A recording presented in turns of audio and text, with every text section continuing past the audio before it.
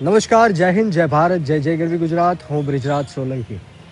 મિત્રો, આજે ગુજરાતમાં બ્રેકિંગ ન્યૂઝ ચાલી રહ્યા છે કે નેક નામદાર પ્રજાવત્સલ્ય રાજવી મહારાજા સાહેબ શ્રી કૃષ્ણકુમાર સિંહજીના ભાવનગરમાં, આ સંસ્કારી નગરમાં એક લઠ્ઠાકાંડ થયો અને આ લઠ્ઠાકાંડના કારણે દેશી દારૂ, કેમિકલ યુક્ત દારૂ, ઝેરી દારૂ પીને 10 કરતાં પણ વધારે લોકો મોતને ઘાટ ઉતર્યા છે.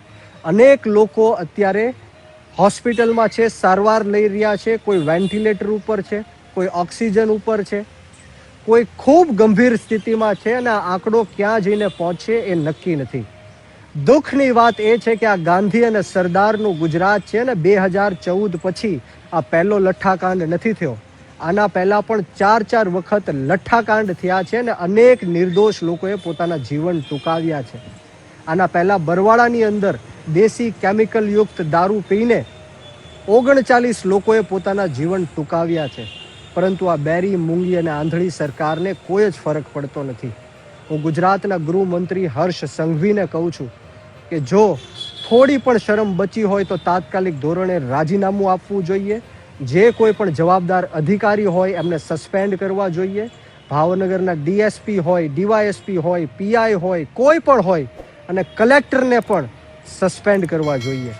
તાત્કાલિક ધોરણે જેટલા પણ આરોપીઓ હોય એને પકડીને જેલ હવાલે કરવા જોઈએ અને આવનારા દિવસોમાં લઠ્ઠાકાંડ ન બને, દેશી કેમિકલ યુક્ત દારૂ ન વેચાય, કોઈ પણ જાતનો દારૂ ન વેચાય, ડ્રગ્સ ન વેચાય, એ સંપૂર્ણ જવાબદારી હર્ષ સંઘવીની હોવી જોઈએ. પરંતુ હર્ષ સંઘવી પોતાની ફરજ અદા નથી કરી શક્યા, પ્રમાણિક નથી રહી શક્યા, નિષ્ઠાવાન નથી રહી શક્યા. એટલા માટે આવનારા દિવસોમાં અમે ગુજરાતના યુવાનો, ગુજરાતની યુવતીઓ, ગુજરાતના વિદ્યાર્થીઓ અને તમામ લોકો હર્ષ સંઘવીનું રાજીનામું માંગવા માટે રાજ્યવ્યાપી એક આંદોલન ઊભું કરવાના છીએ અને તાત્કાલિક ધોરણે હર્ષ સંઘવીએ રાજીનામું આપવું પડશે.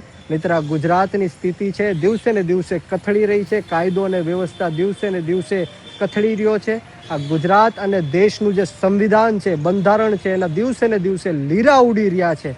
તાત્કાલિક ધોરણે હું હર્ષ સંઘવીને વિનંતી કરું છું કે ગૃહમંત્રી પદ ઉપરથી રાજીનામું આપો, તો જ આ ગુજરાતના યુવાનો બચશે અને ગુજરાતની જનતા બચશે.